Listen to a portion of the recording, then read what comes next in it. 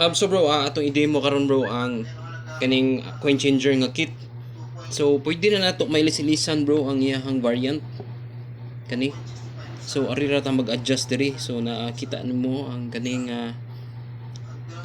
jumper. So anha ra nato i-adjust bro. So kaning mga jumper pins. So kung imo nang jumperan, so mag-ilis-ilis ang iyahang display diri bro sa variant. So atong sampulan, so since piso ang atong i-discharge, atong i-dispense, so atong ilisan og piso. So kung piso siya bro, kuhaon tani jumper. Kaya nga adri, pwede ni siya mo dispense og piso, 5, Gs og 20. So ang piso nga settings meaning open na siya tanan. Open ang pins niya tanan. So atong i-plug. Kita na to ang display nga mo change pud ang variant niya. Yan. So piso. So ang ato ang kit bro, capable siya nga mo cater og bill acceptor o coin slot.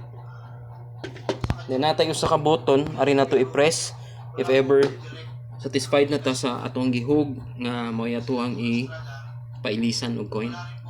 So sample ta bro. Ato ta sa bill acceptor. Ito makita nga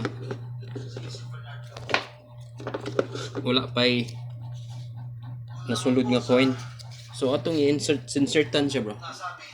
Insert tag 50 sa bill acceptor.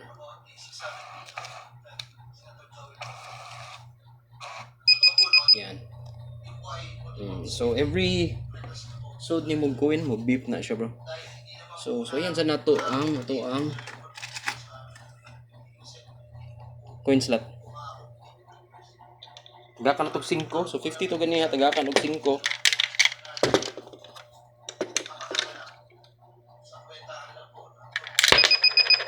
Yan. So 55. So atong i-press lang bro kung satisfied na sa natagap para mailisan na to og coin. Ato lang i-press ang button. So mo ni ato ang coin hopper. Then ato ang press na to sa button. Automatic mag-count siya og coin bro. Press button.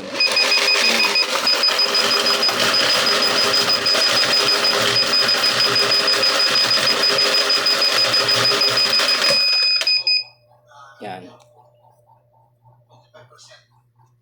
So exact amount yun siya bro. For how many times na ako gi-testing sa 5, sa piso. So wala siya problema.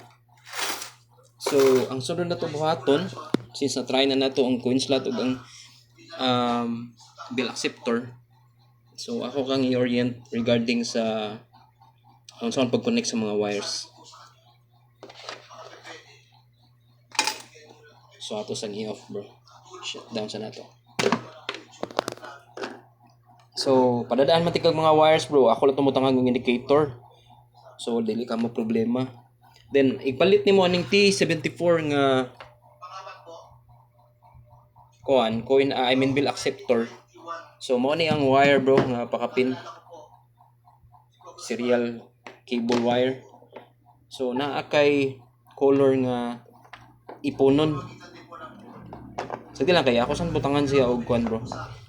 So inigpalit nimo sa wire bro. Inigpalit nimo sa bill acceptor nga TB74 naa kay iponon nga tulo ka ground wires imo nang iponon. Kani ground wires na sila bro kaning tulo kani. Kita man nimo ang color no, mo na iponon nimo. Mo na ipalusot nimo diri sa ground nga part. At the same time na kay positive, na kay negative ug na ay relay. So kani negative ni siya diri nga part. Ako lang bihapon butangan bro. Ang sa nga wire kani ground, relay, coin, og red which is 12 volts. Again 12 volts. Ang kani siyang yellow is coin. Dayon relay. So hindi lang ako lang butangan siya kuan bro. Butang lang ako dito sa label. So dali ra siya kayo i-wire. Ya kani siya mao ni sa imong coin. I mean sa coin hopper. Mao na siya ang mo trip off sa 12 volts. I mean sa 220 volts nimo sa usa ka linya. Mura na siya relay ra gyud gihapon ni siya pero solid state lang. So ang line 1 ra gihapon nimo ang i-cut off ani. Isumpay ra nimo sa line 1. Murag sa conventional nga relay ba? Sa solid state nga relay. I mean sa katong relay nga conventional. Solid state lang ni siya. Then kani paingon ni siya bro sa imong coin hopper sensor. So, ang placement ani bro ari sa ikaduhang bangag, di ba na may ibabaw. So ari kasi ikaduhang bangag sa ubos. So, I know nga kabalo ra man sa gamong tao dan imo lang ning iatbang kay nalahi man ni siya bro kay mupalit pa man kag hopper. So, padadaan butig kag ingon ani. So, mao na siya ang placement bro. So, ikaduha nga bangag gani na may pinaka uppermost ari ka sa usunod sa uppermost nga bangag mubutang. So, mao ra siya bro. Dayon ang coin slot nimo nara gyapon tay corresponding